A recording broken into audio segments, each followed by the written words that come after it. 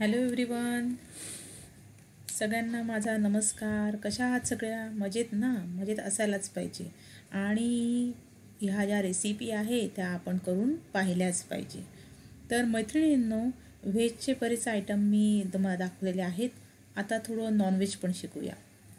आता आपण आज बघणार आहोत प्रॉन्स करी किंवा प्रॉन्स मसाला त्याला म्हणतात. ही अतिशय साधी, सरळ आणि पारंपरिक रेसिपी तुमच्यासोबत मी शेअर करणार आहे. यात काही मी तुम्हाला टिप्स पण सांगणार आहे की ती रेसिपी रुचकर आणि स्वादिष्ट कशी होईल ती. तर मैत्रिणींनो, सगळ्यात पहिल्यांदा मी प्रॉन्स करी करण्याकरता तुम्हाला सांगते की इथे साधारण मी अर्धा किलो प्रॉन्स हे साफ करून घेतलेले आहे, ज्याला आपण कोळंबी पण म्हणतो. कोळंबी आणल्यानंतर ती स्वच्छ पाण्याने 2 ते 3 वेळा मी धुवून घेतलेली आहे. तुम्हाला दिसते की बऱ्यापैकी जाड, छान अशी हेल्दी कोळंबी इथे मी आणलेली आहे. आणि कोळंबीचा रस्सा हा अप्रतिम स्वादिष्ट सुंदर लागतो आणि त्यामध्ये असणारे प्रोटीन्स हे शरीरासाठी खूप उपयुक्त असतात. तसेच हा पदार्थ आता थंडी जवळ येते, त्यामुळे थंडीमध्ये नेहमी खायला काहीच हरकत नाही आहे. कारण थंडीचा त्रास होऊ नये, तसेच मुलांना सर्दीचा त्रास होऊ नये, त्यासाठी फिश कॅटेगरीमध्ये मोडणारा हा पदार्थ आहे, तर तो आपण नक्कीच करून बघूया. त्यासाठी साधारण मी इथे अर्धा किलो कोळंबी घेतलेली आहे. ती स्वच्छ करून घेतलेली आहे. आणि ती कोळंबी घेतल्यानंतर, स्वच्छ करून घेतल्यानंतर ही रेसिपी करण्यासाठी सर्वप्रथम मी एका पॅनमध्ये थोडं, म्हणजे अगदी अर्धा पळी तेल म्हटलं तरी चालेल, तर अर्धा पळी तेल हे तापायला ठेवलेलं आहे. ते लाईट कोमट तापलं की त्याच्यामध्ये सर्वप्रथम मी लसणाची पेस्ट टाकणार आहे. आता आपण जो मसाला करणार आहोत कोळंबीचा, त्या मसाल्यामध्ये पण मी लसूण घेणार आहे. त्यासाठी इथे आपण अर्धा चमचा लसणाची प्युरी घेतली तरी ती सफिशियंट होणार आहे. मग अर्धा किलो लसणाच्या पाकळ्या, अर्धा किलो लसणाची प्युरी, अर्धा चमचा लसणाची प्युरी मी इथे बारीक करून घेतलेली आहे. आणि ही लसणाची प्युरी इथे मी टाकल्यानंतर तुम्ही बघत असाल की तो लसूण थोडा तडतडला आहे. आता हा लसूण चांगला याच्यामध्ये फ्राय झाला तेलामध्ये की मग आपण जी आणलेली कोळंबी आहे ती याच्यात आपण टाकूया. आता तुम्ही मैत्रिणी बघत असाल की जसे तुम्ही कोळंबी जी आपण स्वच्छ धुतलेली आहे ती कोळंबी टाकण्यापूर्वी थोडी मी ते हळद टाकलेली आहे. आता हळद टाकण्याचं कारण एकमेव हे आहे की त्या कोळंबीला विशिष्ट असा जो वास असतो तो वाससुद्धा यातने कमी होतो. आणि दुसरं म्हणजे त्याचं निर्जंतुकीकरण याच्याने होतं. काही बॅक्टेरिया असतील किंवा काही प्रॉब्लेम होऊ शकतो, तो होऊ नये हायजेनिक करण्यासाठी आपण हळद ही वापरत असतो. ती शुद्ध करण्यासाठी वापरली जाते, म्हणून तिच्यात अर्धा चमचा हळद आपण टाकायची आहे. थोडं हळद फ्राय झाल्यानंतर त्यामध्ये आपण मगाशी जी स्वच्छ केलेली कोळंबी आहे ती कोळंबी टाकायची आहे. तुम्ही बघत असाल मैत्रिणींनो, कोळंबी टाकताच तिचा शेप हा राऊंड होतो. जो स्ट्रेट असतो तो बऱ्यापैकी गोलगोल व्हायला लागून जातो. आता ते राऊंड झाली की मग तिला आपण छानपणे हलवायची असते. आणि हलवल्यानंतर तुम्ही बघत असाल की तो जे सगळे कोळंबीचे तुकडे आहेत ते सर्क्युलर शेपमध्ये दिसत आहेत. आता अशा पद्धतीने दिसलेली कोळंबी, त्यातलं पाणी पूर्णपणे आटवून घ्यायचं आहे. पाणी आटवून घेतल्यानंतर आपण जी कोळंबी मगाशी फ्राय केली होती ती एका डिशमध्ये काढून घेतली आहे मी. आणि त्या कढईमध्ये आता 2 मोठ्या पळ्या मी तेल टाकणार आहे. त्या 2 मोठ्या पळ्या तेल तापल्यानंतर कोळंबीचा मसाला करण्यासाठी जो लागते इन्ग्रेडियंट्स ते तुम्हाला मी डिस्क्रिप्शन बॉक्समध्ये टाकणारच आहे. तो मसाला मी इथे ऑलरेडी रेडी करून ठेवला आहे. हा कांदा, लसूण, खोबऱ्याचा मसाला आहे जो भाजून मी बारीक करून घेतलेला आहे. आणि त्यामध्ये मी तिखट थोडे टाकलेले आहे. आता मैत्रिणींनो, ह्या मसाल्यामध्ये तुम्ही वेलदोड्याचा एक तुकडा आणि लवंग आणि मिरेसुद्धा घेऊ शकतात. खडा मसाला पण घेऊ शकतो आपण. अन्यथा तुमच्याकडे कुठलाही गरम मसाला असेल तो गरम मसाला टाकला तरी चालतो. मी इथे आपला घरगुती गरम मसालाच टाकलेला आहे. आणि हा कांदा खोबऱ्याचा मसाला जो आहे तो मसाला साधारण मोठा 1 चमचा किंवा छोटा चमचा असेल तुमचा मीडियम, तर ते 2 चमचे मसाला आपण त्या तेलामध्ये चांगला फ्राय करून घ्यायचा आहे. आता फ्राय करताना याची काळजी घ्यायची की तो मीडियम आचेवर करायचा, जेणेकरून तो जळणार नाही आणि त्याला तेल सुटेल.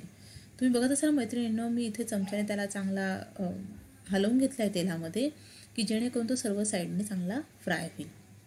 तो फ्राय होत असताना त्याच्यामध्ये मी अर्धा चमचा धने पावडर टाकलेली आहे की धने पावडरने थोडासा एक विशिष्ट फ्लेवर आणि घट्टपणा भाजीला येतो.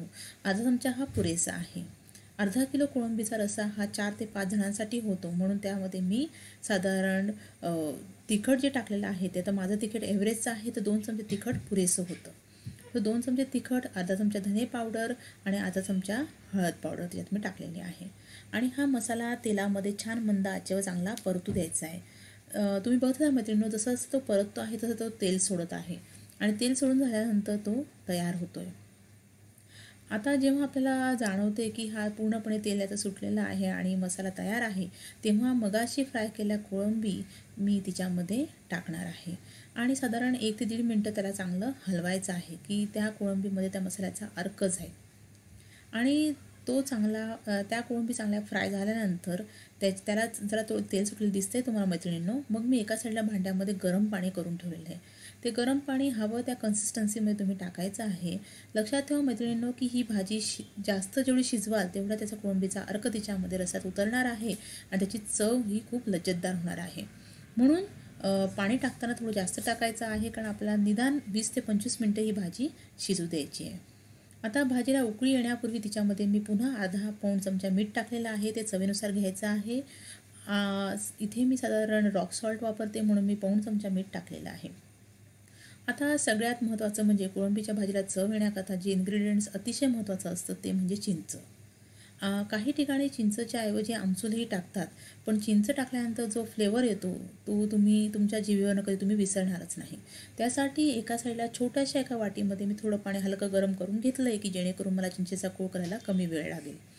याच्यामध्ये तुम्ही बघत असाल मैत्रिणींनो, जसं पाणी लाईट झालेलं आहे तसं इथे चिंच मी दाखवलेली आहे. अर्धा किलो कोळंबीसाठी 6 ते 7 चिंचेचे तुकडे मी घेतलेले आहे.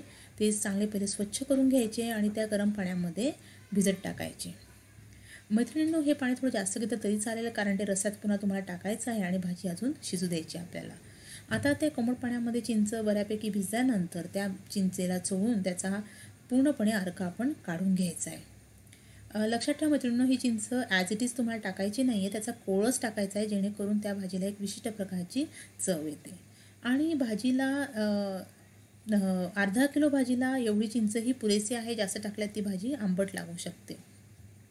आता हा जो कोळ आहे तो बऱ्यापैकी मी काढून घेतलेला आहे आणि आपली जी भाजीला पहिली उकळी फुटल्यानंतर हा कोळ तिच्यामध्ये हळूहळू सोडायचा आहे. आता मैत्रिणींनो, जेव्हा आपण हा कोळ काढून घेत आहोत तेव्हा लक्षात ठेवायचं त्याच्यामध्ये कुठेही खडा राहता कामा नाही, चिंचेचे कोळ राहता कामा नाही, तो स्वच्छपणे आहे की नाही बघायचं आहे आणि भाजीमध्ये हळूहळू सोडायचा आहे. आता हा टाकल्यानंतर ती भाजी छानपणे सगळ्यातून एकत्र करून घ्यायची आहे. आता तुम्ही बघत असाल मैत्रिणींनो, इथे भाजीला खूप सुंदर असं तेल आलेलं आहे, जे तेल हे टेम्पटिंग करते मला ही भाजी कधी होईल आणि कधी मी खाईल यासाठी. आणि मग ह्या भाजीला तुम्ही चिंचेचा कोळ टाकल्यानंतर अर्धा तास किंवा ॲटलिस्ट 20 ते 22 मिनटं लीड ठेवून म्हणजे झाकण ठेवून अर्धवट झाकण ठेवून हिला शिजू द्यायचं आहे. जशी भाजी शिजेल, पूर्ण शिजून झाली की तिच्यामध्ये हवी तेवढी कोथिंबीर तुमच्या चवीनुसार तुम्ही टाकू शकता. आणि मैत्रिणींनो, तुम्ही आता बघत असाल की भाजी किती आटलेली आहे आणि तिचा घट्ट असा सार तयार झालेला आहे. हा जो कोळंबीचा रस्सा किंवा आपण त्याला प्रॉन्सचा रस्सा म्हणतो, ही अतिशय हेल्दी फूड म्हणून सी फूड म्हणून ओळखलं जाणारं आहे की जे भातावर किंवा पोळीसोबत किंवा तांदळाच्या भाकरीसोबत सुद्धा तुम्ही याची चव चाकू शकता. तुम्ही बघितलं मैत्रिणींनो, मी इथे कोळंबी तुम्हाला दाबून दाखवलेली आहे, तिचा तुकडा हा चटकन तुटलेला आहे, जे सांगते की आता ही भाजी पूर्णपणे शिजलेली आहे. नंतर याचं गार्निशिंगसाठी तुम्ही हवी तेवढी कोथिंबीर टाकू शकतात. आता तुम्ही बघत असाल मैत्रिणींनो, किती सुंदर असा हा कलर ह्या कोळंबीला आलेला आहे. तर अशी ही कोळंबीचा रस्सा किंवा कोळंबी करी किंवा प्रॉन्स करी तुम्ही नक्की करून पहा. इथे आवडत असेल तर तुम्ही अजून कोथिंबीर टाकू शकतात. आणि ही भाजी खाताना यावर लिंबू पिळून ही भाजी खा, जेणेकरून जर थोडी भाजी तिखट असेल तर तिखटपणा कमी होईल आणि त्याचा एक वेगळा असा फ्लेवर जिभेवर तरवळेल. ही भाजी तुम्ही नक्की करून बघा मैत्रिणींनो, आणि तुम्हाला आवडली तर नक्की माझ्यासोबत लाईक, शेअर आणि सबस्क्राईब करा. थँक्यू. Bye bye.